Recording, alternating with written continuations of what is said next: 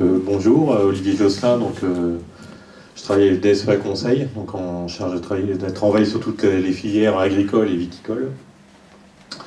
Et donc le travail qu'on a fait, notamment en reprenant quelques chiffres du Bacchus, donc excusez-moi, j'ai écorché le nom de Bacchus. Donc on est parti pour une hypothèse d'investissement d'un appareil de ce type-là de 140 000 euros. Donc ça c'est l'appareil nu, sachant qu'il faudra l'équiper d'un certain nombre d'appareils. Donc on avait imaginé un appareil pour faire le travail du sol, un autre pour faire la pulvérisation avec la récupération. Donc on avait validé ça avec Aurore pour la valeur. Donc un investissement qui serait de l'ordre de 200 000 euros hors subvention éventuelle. Donc avec une hypothèse d'utilisation de 7 ans. Donc au bout de 7 ans, on peut imaginer que l'appareil vaut encore un peu quelque chose. Donc on a retenu l'hypothèse où il vaudra encore 10% de sa valeur d'origine. Donc c'est-à-dire que le coût d'utilisation de l'appareil, c'est 180 000 euros sur les 7 ans. Donc soit 29 000 euros par an. Donc cet appareil-là, il y aura des frais de fonctionnement. Donc ça, c'est des chiffres qu'il faut valider. C'est effectivement avec le recul qu'on aura sur l'utilisation de l'appareil. Donc on est parti sur une hypothèse. Donc maintenant, c'est gestion de l'appareil de l'ordre de 100 euros par hectare. Il va falloir l'assurer, c'est un appareil automoteur, donc je pense qu'il y aura une assurance à prévoir. Donc on est parti sur une hypothèse à 500 euros annuels. Des frais financiers, parce que il n'y aura peut-être pas l'autofinancement pour financer l'appareil. Donc on est parti sur une hypothèse, dans l'hypothèse où il n'y a pas de subvention, donc il faudra le financer intégralement, donc 1500 euros en moyenne par an. Et donc un coût énergétique de l'ordre de 100 euros par hectare. Alors j'étais reparti sur un chiffre, c'est 2 euros de l'heure, c'est ça? Pardon. Ouais. Donc 2 euros de l'heure, par une cinquantaine d'heures par hectare. Donc après, voilà, ça reste à travailler sur le chiffrage. C'est le raisonnement qui est important. Donc derrière ça, après on peut faire bouger les curseurs et voir l'impact que ça peut avoir à l'hectare ou au kilo. Donc 3 scénarios d'utilisation, 10 hectares annuels, donc 29 000 euros plus les frais liés à la gestion, la maintenance, l'assurance, les frais financiers, etc. Donc c'est un coût annuel de 31 000 euros. Sur 10 hectares, ça fait 3 150 euros par hectare de coût d'utilisation, coût annuel. Sur une appellation à 10 000 kg, ça fait un coût du kilo de l'ordre de 31 centimes du kilo de raisin. Donc soit à peu près 8% du coût de revient d'un kilo, donc sachant qu'on est parti sur une hypothèse de coût de revient d'un kilo à 4 euros du kilo. 4 euros, c'est pas forcément le coût de revient uniquement des charges de l'entreprise. Donc dans le kilo du raisin, donc souvent, ou dans le prix de revient d'une production, on a souvent tendance à oublier de rémunérer le travail de l'exploitant. Donc dans ces 4 euros, on rémunère le travail de l'exploitant. On donne une valeur au travail. Donc là, on est parti sur à peu près 8% du coût de revient. Si on arrive à l'utiliser sur une surface de 20 hectares, donc on augmente un petit peu les frais variables, donc notamment les frais de maintenance et les frais d'énergie. Donc on serait sur un coût annuel de 33 000 euros, soit 1 675 euros de l'hectare, parce que l'amortissement fixe ne changerait pas. Et donc là, on serait à peu près à 17 centimes du kilo. Donc voilà, donc soit 4% du coût de revient du kilo de raisin. Donc là, on part d'une hypothèse où qu'il soit utilisé sur 10, 20 ou 30 hectares, il vaudra à peu près la même chose à la fin des 7 ans. Donc s'il a moins tourné, normalement, il devrait peut-être valoir un peu plus cher à la sortie. Donc ça, c'est à valider ou à voir en fonction du potentiel d'utilisation. Une question, excusez-moi. Oui. Il traite à combien d'heures par hectare?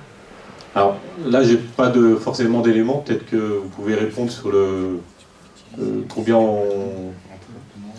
Une fourchette. Ouais, une fourchette. Par contre, on va être à peu près à 3 hectares et demi, 4 hectares par jour sur 8 heures, à peu près. Je ne sais pas qui c'est vous. Voilà, on va être à peu près entre 3 et 4 hectares. Alors tout dépendra ensuite de la configuration des parcelles. Si vous avez un petit parcellaire, automatiquement c'est autant de déplacements, donc c'est du temps de perdu. Le nombre de demi-tours, donc en fait, pour avoir une estimation, c'est très variable. Il y a vraiment des paramètres qui font que les choses peuvent vraiment évoluer beaucoup. Nous, on estime à peu près à 4 km/h pour la pulvérisation, sachant qu'on est sur un système qui va être confiné avec panneau récupérateur, donc on cherche vraiment à mettre la bonne dose au bon moment et au bon endroit. Donc elle est très particulière cette cuvée, donc ce qui fait qu'elle ne va pas forcément essayer d'en faire énormément. La conclusion, c'est qu'elle aura forcément moins de débit hectare que vos systèmes actuels, qui prennent jusqu'à 7 ou 9 ans. Donc là, forcément, on va être plus limité. Mais il faut compter à peu près 3 hectares, 3 hectares et demi à peu près à la journée. Parce que bon, si, sur le modèle 30 hectares, il n'est pas viable en traitement en fait. Enfin, même le modèle 20. Même 20, ça passe pas. Pour moi, c'est... En traitement, aujourd'hui, quand on met dos à dos, mais clairement, les systèmes, si on met vraiment dos à dos les systèmes conventionnels par rapport à ceux que vous connaissez, c'est-à-dire si on met l'exploitation avec des cuvées de 7 ans ou 9 ans, clairement, on est hors du jeu, clairement, puisque de toute façon, aujourd'hui, en un passage, vous faites 9 ans. Donc de toute façon, on ne peut pas comparer vraiment les choses, et ça, on est prêt à l'admettre. Non, mais ça c'est clair. Mais par rapport aux projections, voilà, là, il n'y a pas de souci là-dessus, et je comprends qu'il y a... Donc à partir de là, en fin de compte, nous, si on veut se mettre un petit peu en comparaison, c'est les cuvées avec panneau récupérateur. Là, on passe déjà de 7 à 3, admettons. Et puis si vous mettez après de 6 ou à 4, et puis si ensuite vous faites par exemple la comparaison du panneau récupérateur avec un confinement aussi fort que le nôtre, ben là vous n'avez pas. Oui, non, ça j'entends bien, mais voilà, vous n'avez pas. C'est les projections sur... C'est pour ça qu'aujourd'hui, on n'est pas en opposition avec ce que vous avez déjà comme tracteur. Quand il faut sauver la récolte, il n'y aura pas d'autre moyen. Donc clairement, aujourd'hui, vos enjambeurs, gardez-les. Mais par contre, vous allez les utiliser beaucoup moins souvent. Et le but, c'est que justement, cette machine-là, elle prenne tout son intérêt, c'est de la faire fonctionner en permanence, partout. C'est-à-dire que plus vous allez massifier autour de vous des gens qui vont rentrer dans la logique de faire fonctionner la machine sur, non pas 10 arts, mais 10 plus 10, ça va faire 20, et puis, etc., etc. Et c'est le cas aujourd'hui de la réflexion. Harry, c'est que tous ensemble, la machine, une fois qu'on la lance, elle aura travaillé ses 2 ou 3 hectares dans la journée. Et puis on aura déjà fait 2 ou 3 hectares de sol, admettons même 2 hectares de sol. Voilà. Et ça va continuer. Elle est super, ça, il n'y a pas de remise en voilà. Mais par contre, voilà, il faut quand même garder quand même ces enjambures. Donc à un moment donné, la récolte, elle est là, elle doit être protégée, et on les sort les enjambeurs. Et à ce moment-là, on aura peut-être un peu plus bonne conscience de dire, on les a quand même moins sortis, parce qu'en plus de ça, on a été extrêmement précis dans les doses que l'on a mis au Bacchus. C'est-à-dire que plus on va être précis au départ, aujourd'hui, vous prenez les premiers traitements, c'est une catastrophe. On a énormément de produits qui est diffus partout. Déjà, rien qu'économiquement, vous allez en récupérer énormément. Et le confinement fera que, on parlait des riverains, ils ne vont même pas forcément voir que la machine est en train de traiter. On a fait nos premiers essais, on est à peine 70 décibels à 3 mètres de la machine. Donc vous imaginez le confort que ça va avoir pour tout le monde. Voilà. Donc c'est une vraie rupture. On sait que c'est une vraie rupture. Le Bacchus, c'est une vraie rupture. Mais maintenant, voilà, nous, il faut qu'on puisse vous amener progressivement cette réflexion-là. On voit des machines que vous envoyez aussi dans les vignes, vous les voyez fonctionner, et à un moment donné, ça passera un petit peu dans les mœurs, comme l'était le cheval au moment où on est passé à l'enjambeur. Et puis on s'est dit, mais c'est quand même des drôles de machines, et puis maintenant, on ne se passerait plus d'un enjambeur. On est un peu dans cette logique-là. Non, mais là, ce qu'on voulait dire, c'est que par rapport à l'approche qu'il y a, c'est sur 100 hectares aujourd'hui, c'est pas possible d'investir dans un Bacchus parce qu'on ne pourra pas traiter. Et donc, les deux, même 20 hectares. La configuration du parcellaire sera très importante. Déjà 20 hectares avec un 9 francs, c'est déjà chaud. Honnêtement, s'il y a un peu de déplacement intervillage ou quoi que ce soit, 20 hectares avec un tracteur seul, c'est chaud. Oui, je pense. Donc avec un robot monorant, c'est... Voilà, par contre, là j'ai des questions techniques. C'est au niveau des... voilà, vous récupérez la bouillie, elle est réappliquée, il n'y a pas de problème. Comment vous faites pour dimensionner, enfin, pas dimensionner, mais calculer les volumes hectares qui vont être apportés à la vigne et calculer la surface qui pourrait être faite avec ce qui est prévu au départ. Alors, je vais reprendre ça m'intéresse. On ne va pas faire que un exposé sur Bacchus, même si je vois qu'il y a beaucoup de questions. Voilà. En fait, si vous voulez, on utilise aussi tout ce qui est embarqué sur la machine et qui permet de détecter pendant son fonctionnement tout ce qui est relatif à la végétation. Ouais, les calculs en vert. Ces choses-là, c'est des choses qu'on va réutiliser aussi en temps réel pour pouvoir donner une densité foliaire, si vous voulez. À partir de cette densité foliaire, parce qu'il y a 160 000 points à la seconde qui sont envoyés dans la machine, elle est capable, à un moment donné, d'ajuster sa dose. De la même manière, si elle détecte devant qu'il n'y a pas de végétation, elle va couper la dose. Elle va couper le tronçon. Donc on a mis un certain nombre de caméras qui vont permettre aussi de détecter la hauteur de végétation sur 3 tronçons. Donc l'idée, c'est de couper aussi les tronçons qui ne sont pas utiles. Donc vous partez sur des produits qui sont non dilués à la base, il n'y a pas de préparation. Voilà. Alors, ça dépend, parce qu'aujourd'hui, on a quand même 2 fois 200 litres de bassin. Donc on a quand même des produits qui doivent être dilués dedans. Voilà. Les préparations aujourd'hui et la densité des produits qu'on va mettre dedans, ça j'ai envie de dire, on va laisser ça au CIEC, ils vont faire des essais, et mais aujourd'hui on n'est pas des spécialistes de la purée. Vous voyez, nous on est des spécialistes du robot qui travaille dans la vie, qui roule, et puis ensuite ça c'est un vrai métier. Donc à partir de là, il faut se mettre derrière les spécialistes et attendre leurs conclusions, et on fera les modifications conséquentes. Et la caméra, elle risque pas de se salir. Elle peut se salir. J'en connais qui ont mis des caméras pour atteler le matériel, Ouais.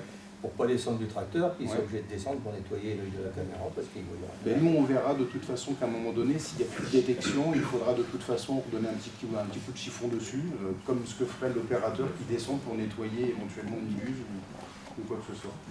Est-ce que vos Bacchus ils vont diminuer si vous en sortez plus de 50 par an? On ne sait pas. On n'a pas forcément vu à 5 ans ce que pourrait être le... En fait, si vous voulez, je pense que le prix restera quand même relativement élevé, parce que ça reste des machines qui sont extrêmement complexes. Le but, c'est de les améliorer et de vous donner toujours les pleins développements pour que demain, les batteries, au lieu qu'elles fassent 10 heures, elles en font peut-être 20. Voilà, le but, c'est de l'améliorer en continu. Ce que j'aurais aimé comme calcul, c'est juste un choix, c'est plutôt d'avoir la rentabilité d'investir dans le système, non pas en calculant un prix au kilo de raisin, qui ne veut pas dire grand chose, parce que de toute façon on se rend compte qu'il faut toujours le tracteur à côté. Et bon, ce qui coûte cher, c'est les hommes, on le sait tous. C'est à partir de combien de machines conduites par un seul homme, je commence à amortir mon matériel par rapport à soit mon matériel de traitement de travail du sol qui va traiter 2 rangs à la fois, à sa vitesse, etc. En gros, de combien de Bacchus dans ma parcelle, je commence à être rentable par rapport à mon équipement actuel, quoi. On peut imaginer de toute façon aujourd'hui de savoir déjà combien de Bacchus peuvent être gérés et on va dire logistiquement par une personne. Nous on estime à peu près à 3 Bacchus aujourd'hui. Un prestataire va pouvoir utiliser, et on a déjà le cas aujourd'hui puisqu'on expérimente aujourd'hui avec les prestataires, ils savent que 3 Bacchus c'est quelque chose aujourd'hui qui est gérable. Et de déposer effectivement une machine restant sur une zone, parce que le but c'est de ne pas être forcément complètement éclaté, c'est d'avoir des machines qui travaillent à proximité et qui soient surveillées. Voilà. Et ensuite cette ronde, elle permet justement d'avoir en même temps, on va dire, à peu près, si on prend 2 hectares par jour en travail du sol, c'est 6 hectares par jour, donc 6 hectares par jour qu'on multiplie par 5 jours, on fait déjà 30 hectares par semaine. 30 hectares par semaine, après vous démultipliez tout ça. On va avancer. Voilà, on va avancer parce que il y a un côté après, donc si vous voulez continuer notre discussion, ce sera le moment. Voilà. Si ça vous dérange pas. Parce que non, mais c'est intéressant, mais. Non, mais après c'est vrai qu'on va monopoliser pour Bon, l'objectif, il n'y a pas de recul sur ce genre d'équipement, donc là c'est des hypothèses de calcul. Donc après c'est effectivement chacun de s'approprier, savoir quelle surface il peut utiliser pour saturer ce type d'appareil. Le parcellaire, on disait, il peut être très important, la configuration du parcellaire, les pentes, le morcellement, etc. Donc c'est autant d'éléments aujourd'hui qui vont conditionner le fait qu'on puisse utiliser sur 10 hectares, voire plus, voire moins, quoi. Donc effectivement, on s'aperçoit que plus il tournera, plus il sera saturé. Donc d'où l'intérêt de dire individuellement, de toute façon, le projet n'est pas envisageable. En collectif, on peut commencer à y réfléchir. Donc ça dit, on a affiché un coût effectivement au kilo. Donc ça va venir en remplacement de certains autres coûts. Donc après, la difficulté, c'est de dire quels sont les coûts qui vont être remplacés par ce type d'appareil. Est-ce que ça va réduire la main-d'œuvre? Est-ce que ça va supprimer certains autres équipements? Aujourd'hui, effectivement, c'est toute une réflexion engagée et je pense qu'il y aura autant de situations aujourd'hui que de Bacchus qui seront sur le territoire. Donc aujourd'hui, de définir un modèle, quel type de coût ça va remplacer, je pense que l'exercice il est assez complexe aujourd'hui à intégrer. D'autant plus que par rapport à le raisonnement ZNT, donc, ça va avoir un impact qui va être très différent d'une exploitation à une autre, à savoir est-ce que ça va engendrer une perte de production, ça va dépendre du taux de surface qui est concerné par chaque exploitation par les ZNT. Tout à l'heure vous disiez vous n'êtes pas concerné vous pour votre exploitation, d'autres le seront peut-être plus, ou voire beaucoup plus impactés.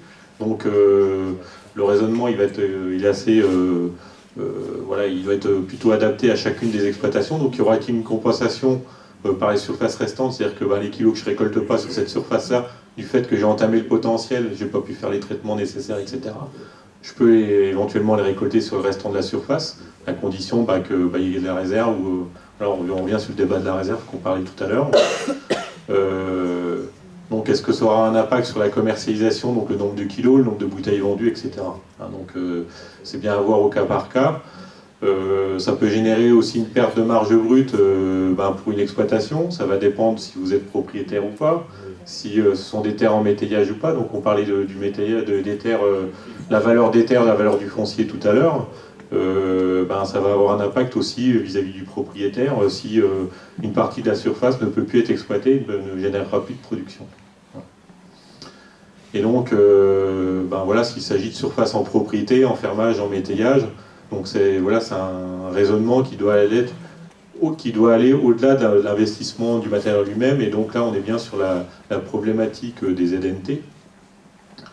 Et donc après c'est de dire ça va générer une perte de production ou des coûts supplémentaires, suivant les situations. Qu'est-ce que j'ai comme levier pour maintenir le potentiel économique ou le niveau de production? Donc dans les premiers scénarios qui vont être des charges, donc ça va générer des coûts peut-être en main-d'œuvre ou en équipement spécifique.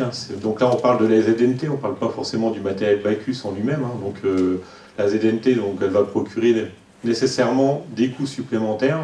Le Bacchus est une des réponses, donc ça va générer des équipements supplémentaires. Si on ne part pas sur une hypothèse Bacchus, ça peut être d'autres coûts liés à des besoins en main-d'œuvre spécifiques. Ça peut, dans certains cas, si c'est plus entretenu de manière dans les règles de l'art, ça peut être un déclassement de surface par rapport à l'appellation. Donc le changement de pratique sur les ZNT, est-ce que ça va se limiter à la surface ZNT? Est-ce que ça ne va pas éventuellement provoquer un changement de pratique sur la parcelle complète ou sur un ensemble de parcelles dans un périmètre donné? Et donc l'entretien minimum des ZNT, est-ce qu'il va être compensé ou pas par des autres productions? Donc ça revient sur le diapo d'avant où je disais est-ce que les kilos ils seront produits sur le restant de la surface de l'exploitation? Dans l'hypothèse non, c'est un coût pour l'exploitation. Et dans les choses qu'on peut imaginer pour contrebalancer ces coûts-là, c'est par rapport au coût, c'est l'aménagement ou la conduite technique en collectif peut être un moyen d'amortir le coût d'un équipement. Combien d'exploitations sont capables de saturer un matériel de ce type-là, donc avec un investissement de l'ordre de 200 000 €. Donc la réponse du collectif peut être une des réponses. Il y a les aménagements aussi du territoire. On a parlé tout à l'heure des chemins sur un territoire. Il y a une autre problématique où ça peut générer des coûts qui vont au-delà du matériel.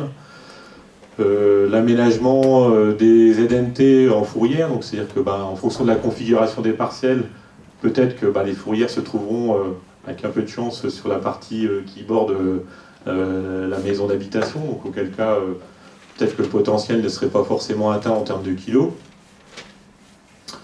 Par rapport au changement de pratique ZNT+, on revient sur ce qu'on j'avais entendu tout à l'heure.